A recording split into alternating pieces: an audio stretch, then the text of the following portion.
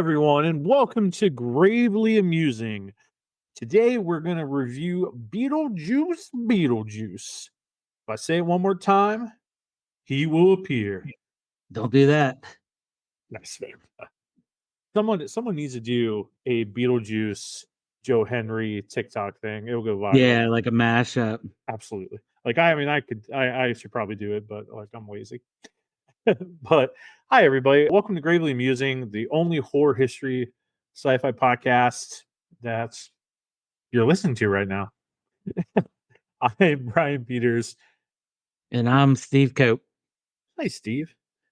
So today, Steve is back. He's took his daughter to college. He's being super dad, doing all the family things, and he's back to talk about Beetlejuice because we grew up in the 80s. We grew up watching the first movie, so we were so excited for the sequel and just so ready to go. So if this is your first time listening to Gravely Amusing, well, welcome to the graveyard, because this is the podcast where one pop culture historian, writer guy, and a horror-loving co-host give you everything you need to know about a horror sci-fi subject in usually under 90 minutes, but this will probably be under an hour today. But today we're going to talk about Beetlejuice Beetlejuice, and we're just going to get right into it. And then after that, we're going to talk about ghost films and what we think is the best horror ghost films and what we feel is the best comedy ghost films. So give you a nice mixture for this holiday season, this spooky holiday season. So, Steve, why I have a friend that posted that they finally watched the first Beetlejuice yesterday because the new one's out. Finally watched it. Never watched it before. Oh, geez. And I won't say his name in case he listens, and he could beat me up. But he's a younger guy, like in his 20s, and finally watched Beetlejuice. And he said he didn't understand the hype of it. And what hype for the second one? The hype of Beetlejuice, period. Okay. Like why it's so beloved by so many, like what the deal is. He felt it was overrated, and he felt it was just kind of yeah. Tyler, our boy Tyler, actually also feels that the original Beetlejuice is a bit overrated, which I think in some aspects maybe it doesn't hold up today to some things. Yeah, I can see that, but being I'm a big horror fan, I love that movie. Yes. And then just seeing Batman play somebody else was, I know, right? I think that's what does it. I think that's what sells it for us because we grew up with Keaton Batman, and then and that was done by Tim Burton, and then you hand us this ghost movie, this ghost comedy, and then there's Michael Keaton again. So, and we're from Pittsburgh, so like I think that's part of it, and I think like the practical effects and just like we're strange and unusual. I think maybe that's part of it. But the first Beetlejuice, people need to understand that Tim Burton directed Beetlejuice. He did not write this movie. He did not create this character. He did not create this world. He just directed it. So, like, it's kind of like the flip side of Nightmare Before Christmas, because Nightmare Before Christmas, he did not direct it, but he created that world. Where Beetlejuice, he just directed it. He didn't create the world. So a lot of people are like, oh, well, it's Tim Burton, Beetlejuice. No. He just directed it. So kind of like how he directed Sweeney Todd. Like he didn't create the story. Yeah. So Beetlejuice was actually created by Michael McDowell and Larry Wilson. And other things that Larry has created, at least, is Larry wrote the Addams Family of the 90s, which we love so dear. And he wrote some Tales from the Crypt episodes and stuff like that. The Little Vampire, the Little Kids movie. But Michael McDowell, I'm not sure what else he wrote. But yeah. So that movie, the original movie, was made for $15 million. and it made about 75 million. So it did fairly well. And it's a huge cult classic. Very quotable, very rememberable. So in your opinion, I mean, we both saw, the sequel, but in your opinion, did the movie even need a sequel? No, I don't think so. And when we get into the review of the second one, you'll hear, but no, I think the first one holds up on his own, and that's it. I totally agree. I don't think it needed a sequel. No, not at Like, all. and in my opinion, before, non spoilers or anything like that, going into this movie, I felt that what needed to happen, for if anything, was explaining like more of the afterlife, like more of why there's sandworms, why they go to Saturn, where Beetlejuice really came from, like how he became what he became, a bit of his story. I wanted to look. I wanted more of that, and I also wanted to see just more of the afterlife, because Yeah. in the Beetlejuice cartoon, we see that afterlife and we see all these crazy things, and I wanted to see more of that. So yeah, and my next question to you is, and maybe I should ask this later, but I'm just going to ask it now. All right. Do you think, after seeing the second movie, that we should have a third movie to finish out the trilogy?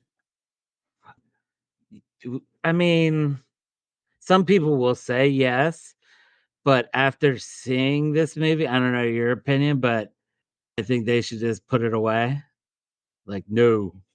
If it's gonna be done by the same person, like, that did the second one, no, not at all, no. So you wouldn't want Tim Burton to do the third one if he did Not a and third one? when we get into the review of this one, I'll Okay, let you know more, sure. but yeah, you'll understand more of my mindset whenever we get to that review. Okay, that's fair. So yeah, let's get right into it. So from this point on, there's going to be spoilers. Yes, spoilers, lots of Spoilers, spoilers, spoilers. Okay. So let's go right into the big question. Okay. Steve, did this movie live up to the hype? And No. even do you believe there was hype?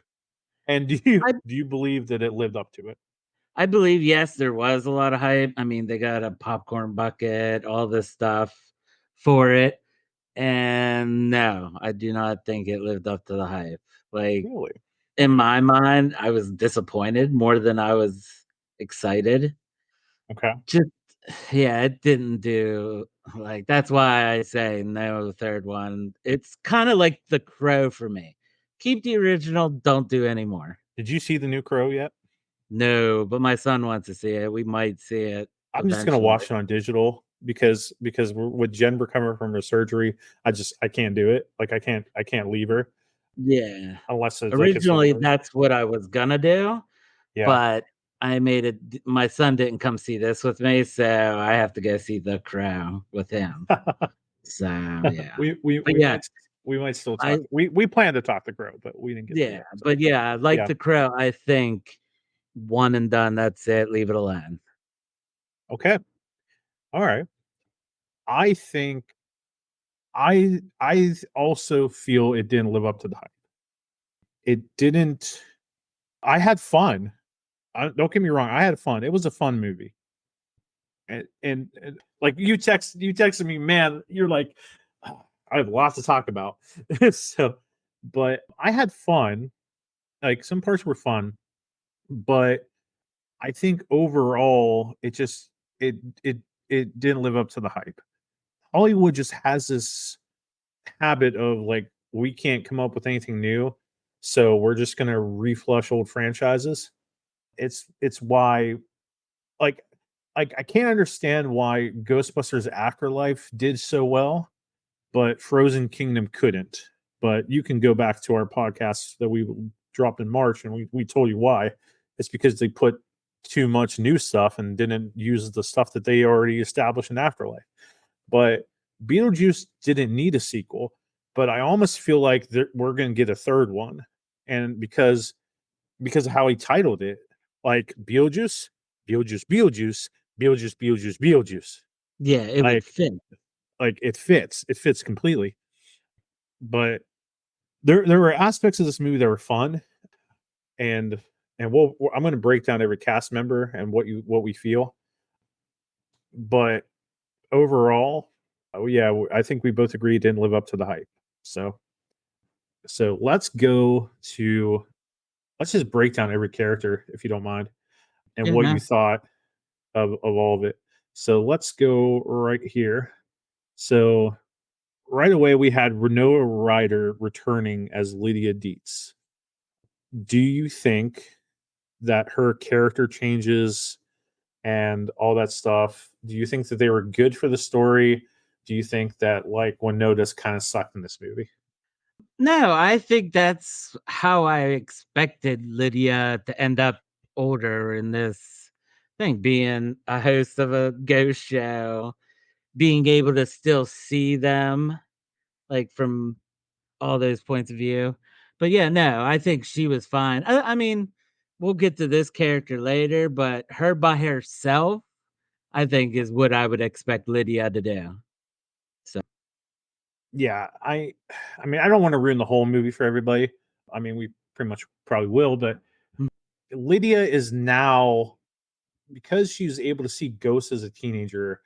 Now that she's older, she hosts a show called Ghost House, and she basically goes. It's like Ghost Hunters, but she's actually talking to ghosts, like really actually talking to them. She does actually see them, even though people think she's a fraud.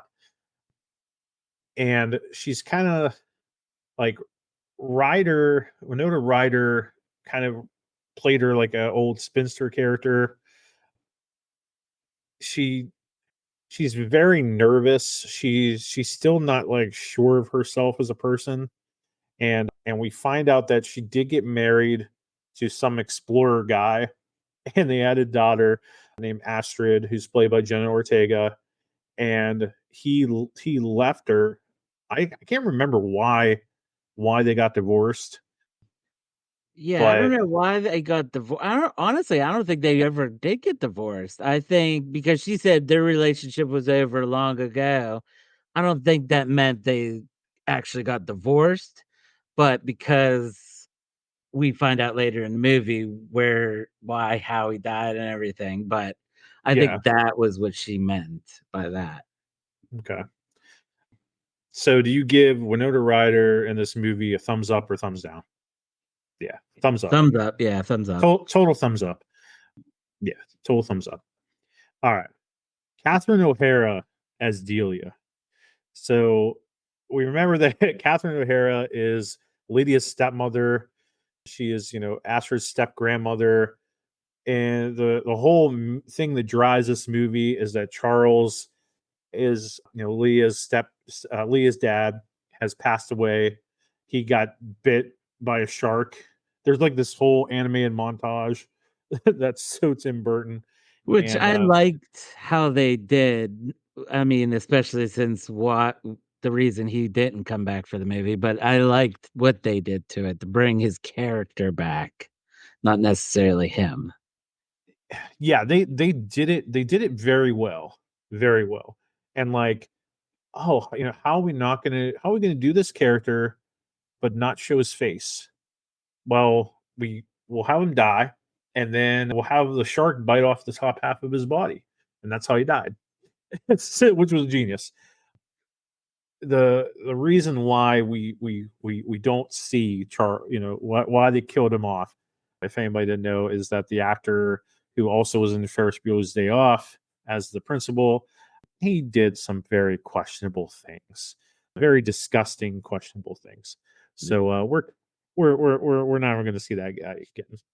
But this movie incorporated a whole lot of Tim Burton things from different movies. Like, we saw a little bit of Course Bride stuff. We saw, of course, Beetlejuice stuff. We saw, we saw a bit of like Nightmare on Elm Street kind of things here. Even even like kind of like the Big Fish story, the movie Big Fish with the whole father story and like between Asher and her dad. There's kind of like a little bit of Big Fish in there at times. But back to Catherine O'Hara, I think I think like everything that Catherine O'Hara does is pretty much gold. Yeah, oh, yeah. She's so hilarious, and and my wife and I, we have you ever seen Schitt's Creek? No, I've seen clips of it, but my wife said she's almost the way she was in this is almost, like, exactly what she is like in that, Identical. Like so her character in Schitt's Creek was definitely like a continuation of Delia Deet's character. And, and then and then in this one, it's just incorporated everything that Catherine did in Schitt's Creek and just putting it in it. There's so much there's so much references for Schitt's Creek in this. Catherine Catherine in this was just fantastic. And she's taken her art to the next level. She's richer than ever. She's made her body the canvas, and she's just like getting weirder and weirder. And something happens with her character, which I actually not going to spoil that part of the story, but yeah, it's great. Catherine O'Hara, two thumbs up. oh, yeah, she hit it perfectly. So fantastic. So, yeah, I Um, agree with you. Jenna Ortega is pretty much becoming like the new scream queen of kind of everything, and kind of Tim Burton's go-to girl starting to be with her being Wednesday and now her being Astrid. How'd you feel about this character? I I didn't like it. For Yeah. one, it just remind the way her face and everything just reminded me, like, basically, this is Wednesday of the Beetlejuice multiverse or, like, a multiverse of Tim Burton that Good just point. jumped over and it's Wednesday without her goth. So, I mean, I don't think they really needed to add a daughter figure to this. They could have left, like, Lydia alone, like, just being lonely, gothic, the ghost story, and all that. So, I mean, they could have probably did without her, in my mind.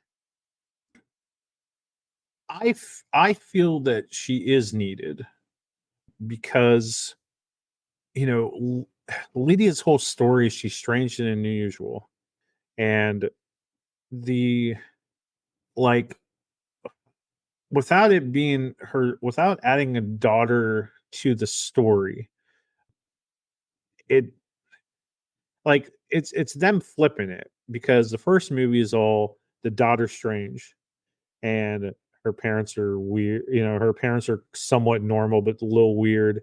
And then this, like the mom's pretty weird and she's trying to be normal and the daughter's trying to be normal, flipping the script on it. There were good moments between Winona Ryder and Jenna as mother and daughter, and dealing with that. But the whole side story of her with this boyfriend love interest, It like just it was rem very good. Oh, go ahead. I said it just reminds me of, like, Ghostbusters Frozen Kingdom. A human meeting up with Exactly. this Thank you. and using that relationship to to do what he does.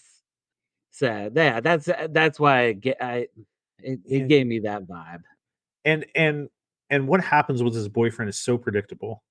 Like once you don't see the parents' face, I went over to Jen and was just like, his parents are probably ghosts.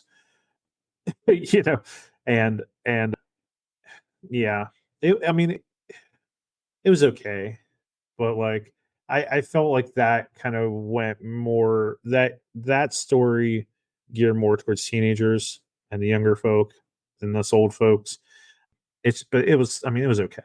I love Jenna, and if she's going to drive the third movie, if they do one, and the way this movie ended, like it could be done, but I don't think it will be. I'm fine with that. But if you do one more movie, that's it. You gotta be done. Like no more. It's with the franchise. So, what do you think about this Justin Theroux as Rory? Ugh, I hate this guy. Like, I don't hate him as a person, but everything he's in, he's like that rid like pompous, trying to get something over the person by being nice. He's another one I could have dealt without. I I think like him wanting to marry Lydia to pretty much like take the fame and take the money, and like he's this producer, never really loved her. I think it somewhat kind of works if she didn't have a daughter, because like you almost get this, you kind of have this story where like Lydia's strange and unusual, and she doesn't really like need a mate. Like she's very independent, which is what we kind of got in Beetlejuice 1. And then like we find out that she falls in love and then she has a daughter and stuff. And then that, he died because he got, eaten by piranhas in the Amazon because he's an explorer or whatever. But and going back to Jenna Ortega, the story of her wanting to see her father again, and that's kind of what drives her to kind of go into the afterlife and such. That part's fine. Like that makes sense. But this guy was cringe.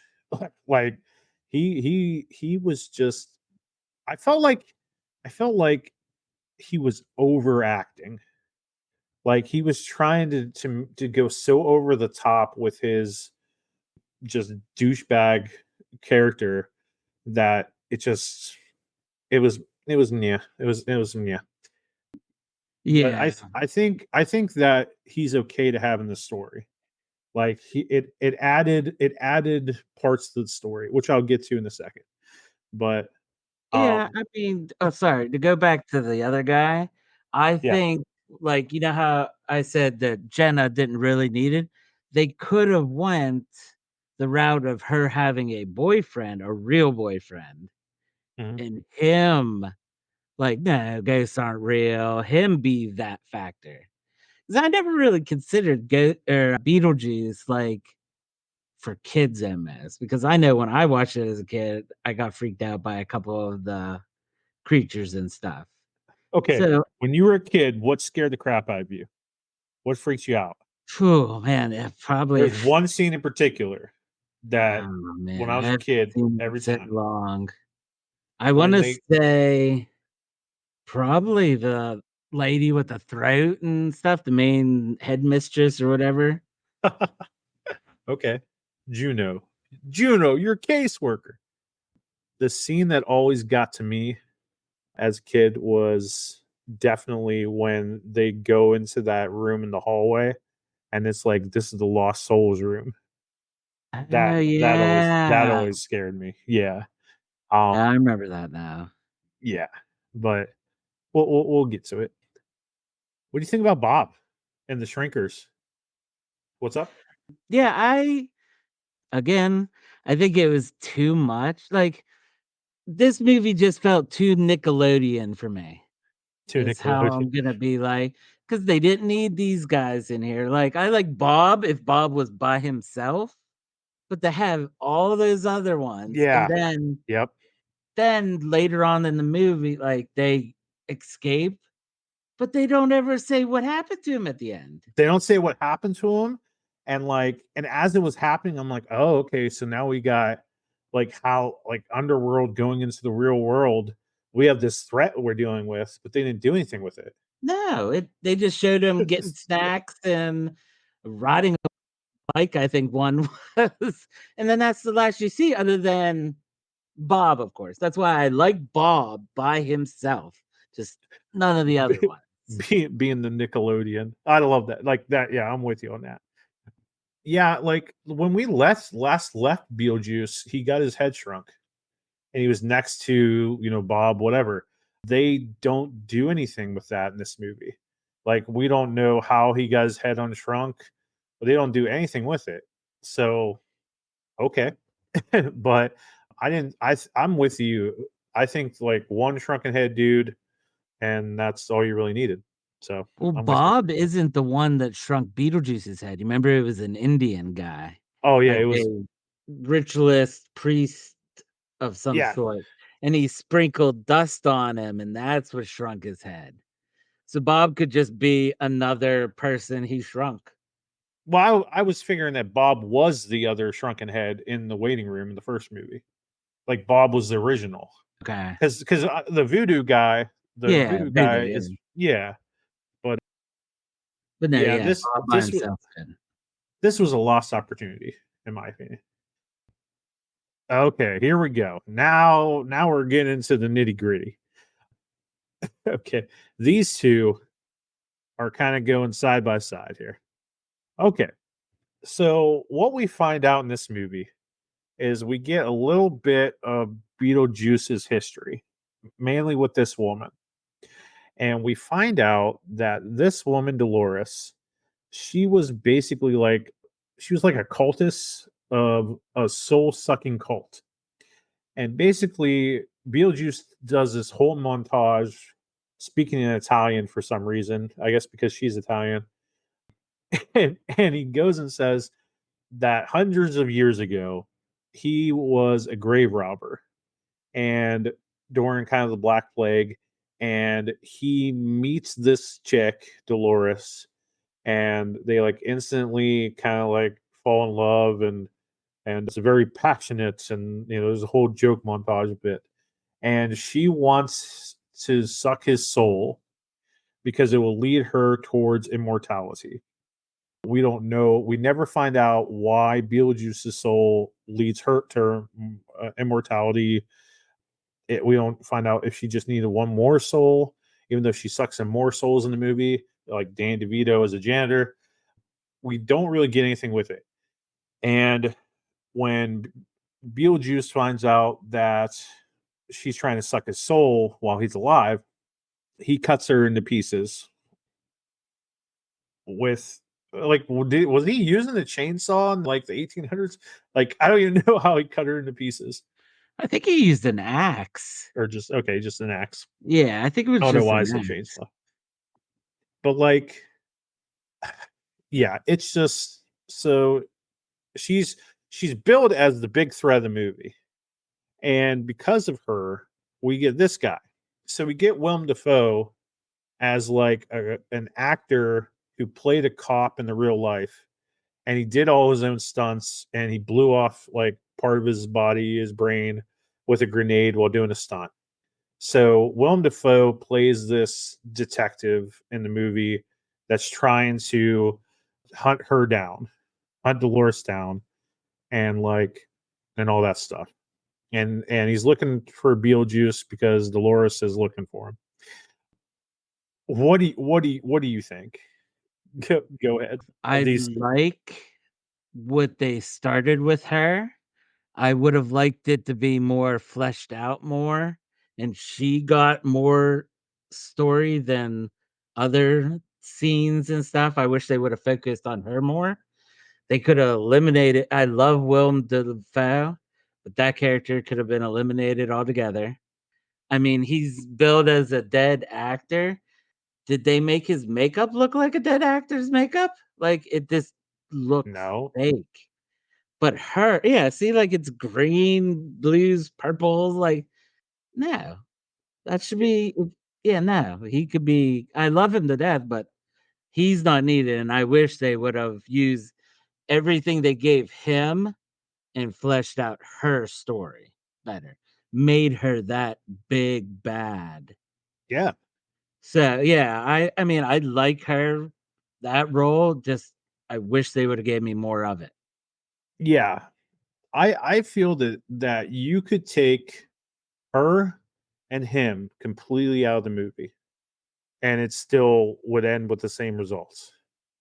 Like like she's hunting Beetlejuice. I get it. But but but with Astrid kind of like falling for the kid, this dude, or even Astrid just like you even like you can throw away the boyfriend and you just No, have it yeah. be you just have to be Charles dies, Astrid finds the book of the recently deceased, and she wonders, could this help me see my dad again? Like my mom, oh, okay. My mom's gonna go marry this dude, and my whole life's gonna change. I want to be with my dad. I want to see my dad again because this world sucks. So she goes into the afterlife to find her dad and to go kind of be with her dad. And then Lydia calls on Beetlejuice and says, "I need you to save my daughter." And that's kind of what I thought this movie could have been. Like throw out Dolores, throw out Willem Dafoe, and the movie was basically Lydia and Beetlejuice in the afterlife searching for Astrid to try to save her from being in there forever. And you could even had like I mean, you couldn't. I know you didn't want to have Gina Davis and Alec Baldwin with the Maitlands and stuff, and like because they're older. But like we could have had this whole movie in the afterlife and seen like how the afterlife is, and like the sandworms and Saturn, and we could have explored all that. And then like the catch is at the end, you know, she can't save, or Lydia can't marry this dude because Beetlejuice wants to marry Lydia so he can come back. So he saves Astrid like he did. And then the climax of the movie is Lydia's like, "Oh, yeah, I guess I'm going to marry you, this Rory guy." But Beetlejuice is like, "No, because I tricked you and you got to marry me. That's why I saved her." You know? And then there's that whole thing of like, what are you going to do? That's all the movie really needed to be, in my opinion. See, you're going kinda, like, uplifting and kinda. I'm going more, like, dark, where I think they keep her, get rid of all his crap, like, all that stuff, and have you could even have the boyfriend in there, but just like Afterlife, maybe have him get Lydia or Astrid, and she uses Astrid to get the Beetlejuice. And make her Yeah, that would make that works her too. a bigger villain. It'd make her more like, "Oh, crap, we gotta watch out." And none of his stuff would have been in there. They didn't even have to make him a murderer the kid a murderer or anything. Yeah, I mean, I did like that kinda twist. I didn't see that coming. I didn't. I just figured his parents were dead. Yeah, but Yeah. I think that would have made her a better villain, maybe having her going after Astrid, who is going after her father.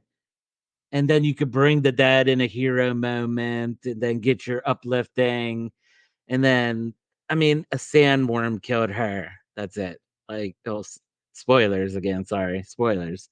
But like, they just did her wrong. I think she could have been a good villain if they would have taken out stuff and focused. So what you're trying to say, my friend, is you're trying to say that this movie had so much going on that they needed to pick a topic. Do you want this to be dark and spooky and have this villain, or do you want this to be uplifting and a mother daughter story? Yes, exactly. Or Wow. Nickelodeon Nickelodeon. or adult type more. That's how I went, and they definitely chose Nickelodeon on this one. Yes. Just too much singing and dancing. Like, why does Oh, every single movie have to have a singing part? Which isn't even him singing. He's speaking in languages and singing in other people's voices and dancing. Why do all these new movies have to have that?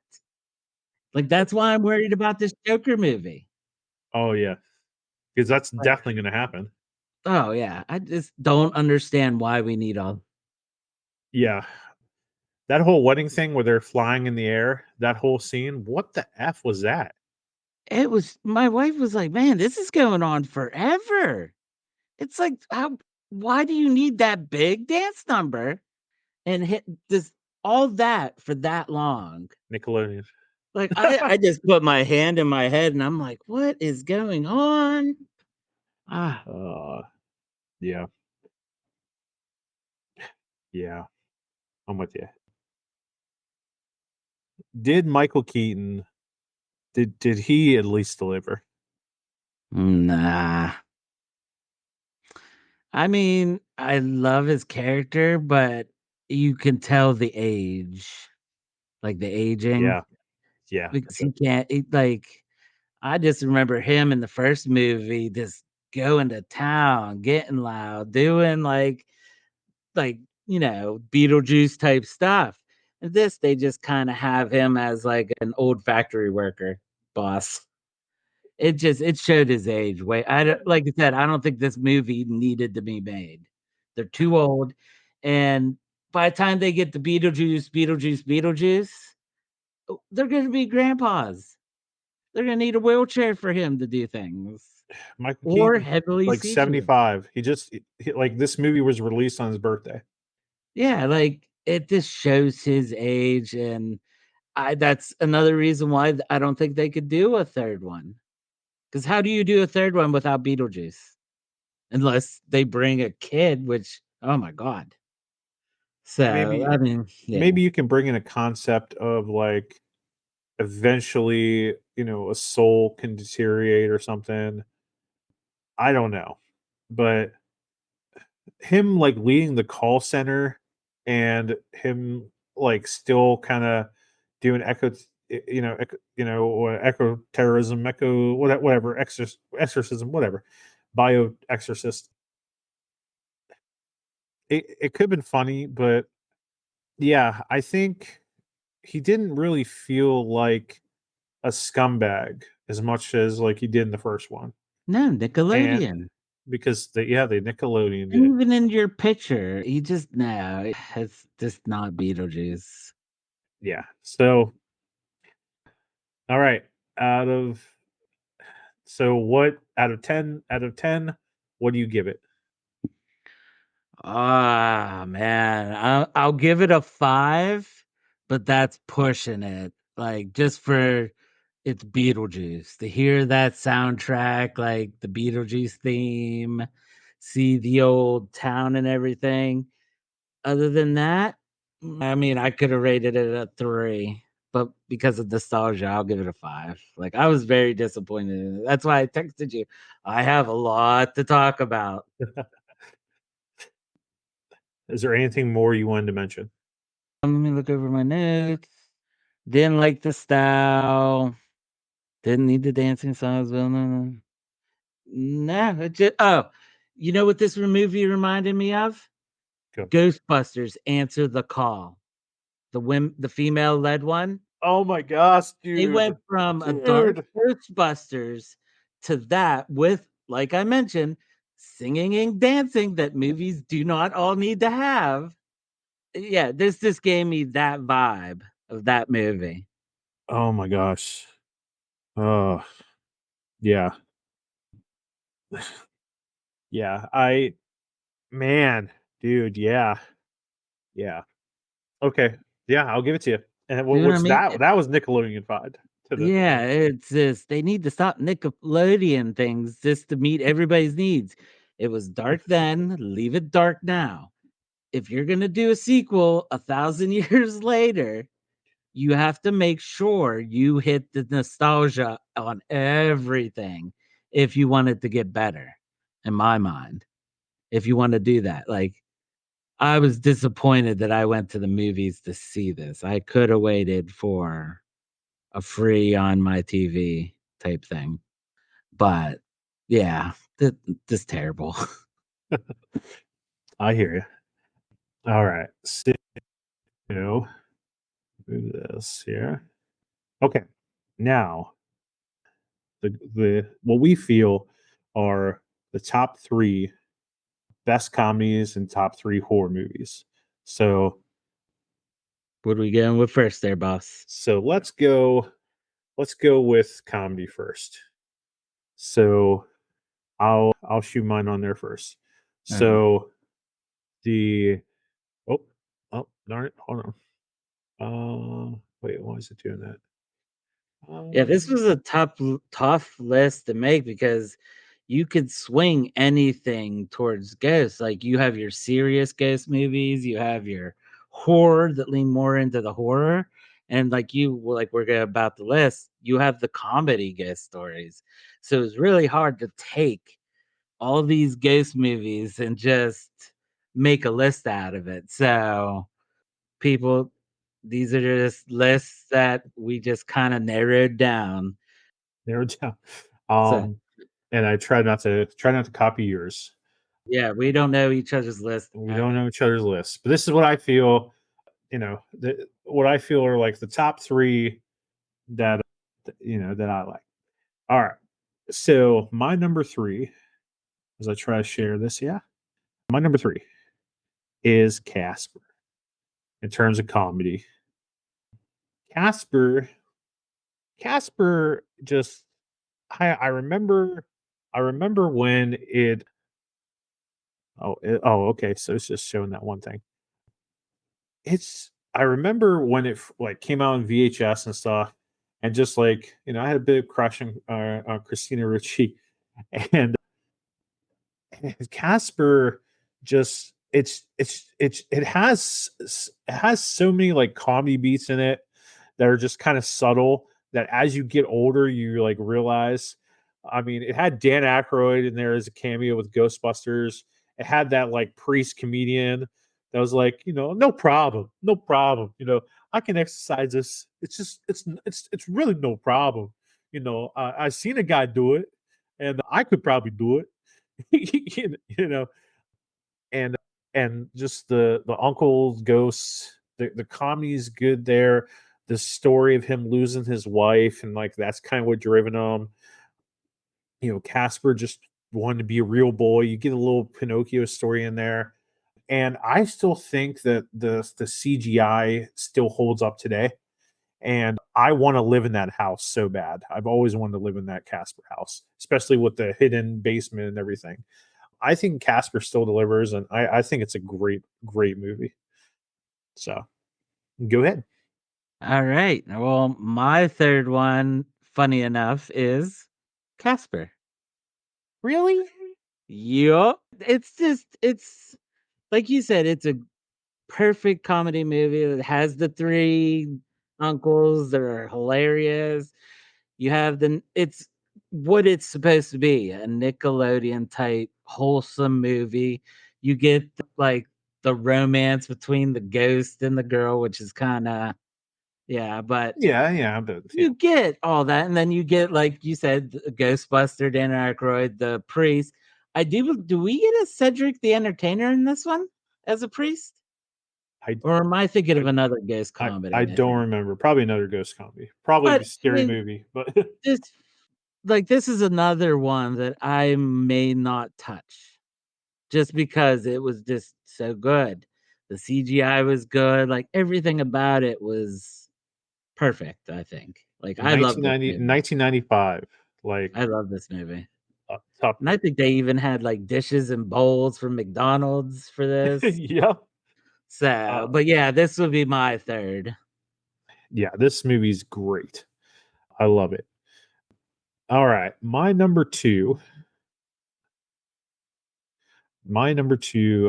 movie, and hold on one second. Do this.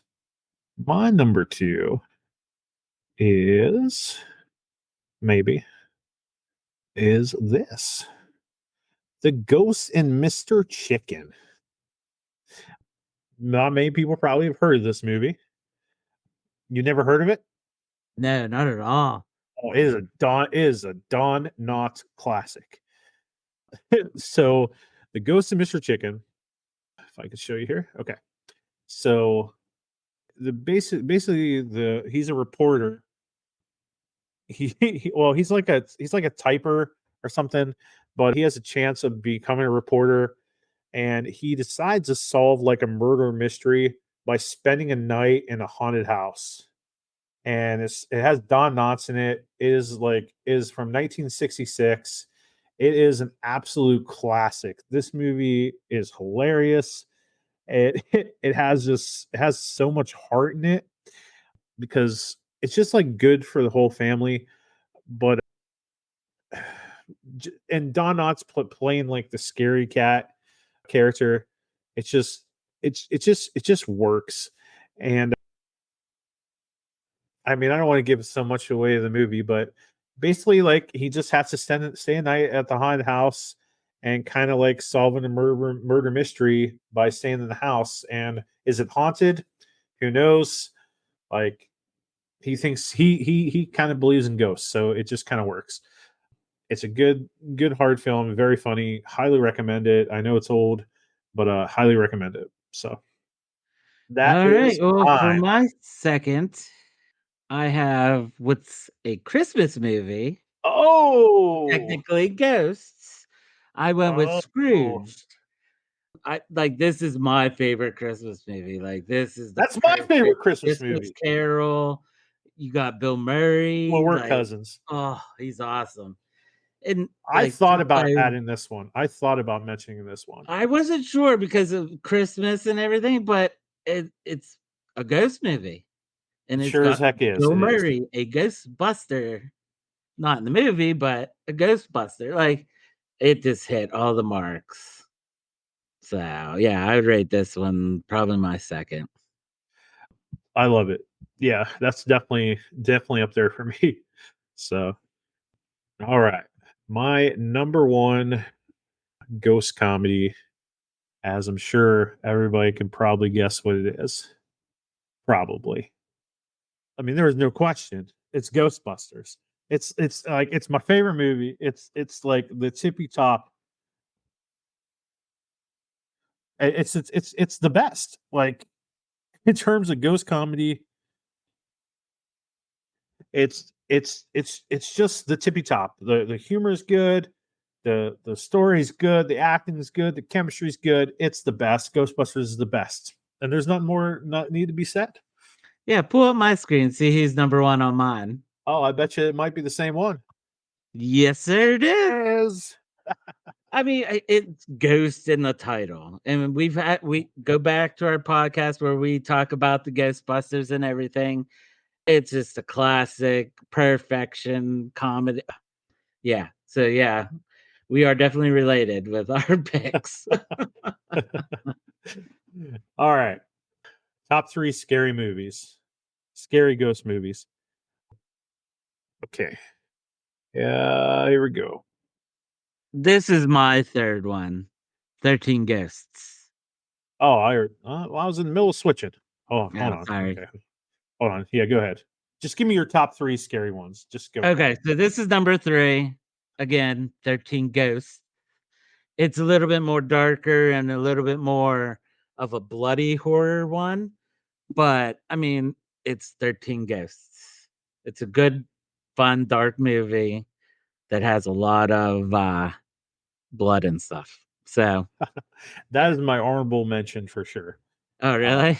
for sure. My Yeah. second It's one. very underrated. Oh, yeah, definitely underrated. My second one is Oh, if it'll come up. I have not seen that movie. Really? This Yes. movie is so freaky. It's about this girl that meets this guy that eventually do what guys and girls do. But with this circumstance, something follows her after this event. And just the way they portrayed it and everything, it is so creepy on how that anybody behind you or following you could be this entity. So, and I just remember being, oh man, this is really freaky. So I think they're doing a second one of these if I'm not mistaken. But yeah, this would be my second best horror one. And I mean, Brian, you already gave the answer for That's your my number first, one? which That's oh, your this number one. movie scared the crap out of me. Anytime hearing that fuzz TV, oh, and just seeing that old creepy guy in this movie. Now it kind of falls off after the first one, and I mean, I don't know, I don't think we've ever mentioned it or anything, but there is so much from the real lives of these people that were affected by this movie. I believe the little girl died of something. I can't remember what happened to her, but everybody was affected by this movie. So yeah, and I mean, it scared the crap out of me. So that would be my top one. So what are your top 3? All right. So my top three, of course, are hold on here. Yep, there we go. My it's number three is Poltergeist because they're here. That line, them trying to like the girl getting sucked into the TV and like them having to go to the like the darkness or the other world to try to get her. The old lady with like how she talked like carry on crazy. And Spielberg did this movie. Like also need to with that. Like this is a horror movie done by Spielberg. It's great. Like this movie is great. So that's my number three. And then my number two. Oh, oh, hold on, hold on. Hello. My number two in terms of ghost horror movies is The Conjuring. And I now Conjuring is iffy because it's there's like a witch's curse in there. There's demonics, but there's still the Warrens are ghost hunters, kind of deal with the supernatural, and there still is some like ghost things in there, even though the ghost ends up being a demon. So like whatever, but I I don't like demonic possession movies. That's like the one level horror movie I'm not very good at. But this movie scared the bejeebus off of me, and I might have watched. Yeah, I did watch The Conjuring 2, I think, and that wasn't as good as this. But I don't think I watched The Nun or anything like that. But like this movie was just like perfect all around. I mean, it's James Wan. He knows how to do it. This movie just, whew, yeah, it's up there. Highly Man, recommend. I love those movies. I mean, I love anything horror, like, but this series and another series, oh, I love all of it. Yes, it's some so good. And the number one ghost horror movie, the number one is without a doubt The Shining. Like without a doubt, this movie still to this day can make me uncomfortable at times, especially the bathroom scene with the woman. Now, as a young boy, seeing a scene with a naked woman coming out of a bathtub, you're like, yeah, hey, what's up? Kind of like Jack Nicholson was. Like he starts making out with her and he's like, hey, what's up? Let's get it on. But then she just changes to the old lady and just starts laughing at him. Oh, traumatized me through puberty. You know, it, it just it's not the same as the book. It's not at all. Stanley Kubrick kind of did his own thing, but this movie still holds up, still terrifying, still one of the best Stephen King books there.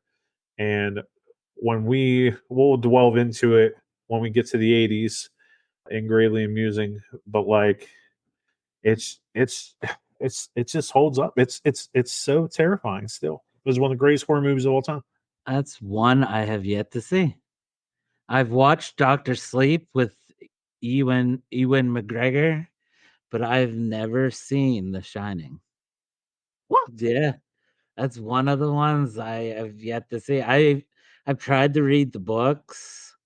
I mean, I'm not a big reader, like, but yeah, You have all I've these never books, but seen you're that not a one. big reader. Huh? You have all these books, but you don't. You're not a I big reader. read them. I'm just not very fast. I get bored very easily of reading, and it puts me to sleep. But yeah, I mean, for some honorable mentions, like I had Sixth Sense was a good one, but Sixth it's a Sense more definitely honorable serious mention. note. Field of Dreams is another one because of the Ghost baseball players. Yeah, yeah, a little family thing there. Yeah, To get into more female movie, Just Like Heaven with Reese just like Witherspoon heaven. and our Hulk of today, Mark Ruffalo. My wife loves that movie. And I don't know, did you ever see the movie White Noise? With Michael Keaton? Yes, about the EVPs and stuff. Maybe. It was pretty good. It was more to the serious note, but like it was hard. I mean, because like it's like you said with The Conjuring, is a demon, which curses, what? Just like Insidious is the same way. I believe that's made directed by Lee Wannell, I believe. But yeah, it was very hard. Like you could have named Sinister, you could have named Mama, Grudge, House on Haunted Hill, both versions. Like there was so many ghost movies out there. Yeah. And then you got TV shows, Ghosts, I think is on ABC or something like that. So, yeah. But yeah, I found your list really good. Other than I Thank you, didn't see sir. Shining. You had a good list as well. I can't believe you didn't watch The Shining. It just But never piqued my interest yet. it's a great one. So that's our talk of ghost movies and Beetlejuice Beetlejuice. So, in conclusion, Beetlejuice Beetlejuice just didn't deliver for us. No, not at all. I But wish I would have saved my money. yeah, yeah, in our opinions, save your money. Save your money. So if you like this podcast, be sure to leave a 5-star review and follow and subscribe on the podcast player of your choice and on our YouTube channel, and tell your friends about us. I have been Brian Peters. And I'm Stephen Cope, and never mention the name 3 times. We hope this podcast thrilled you. We hope it shocked you. And if nothing else, we hope it left you greatly amused.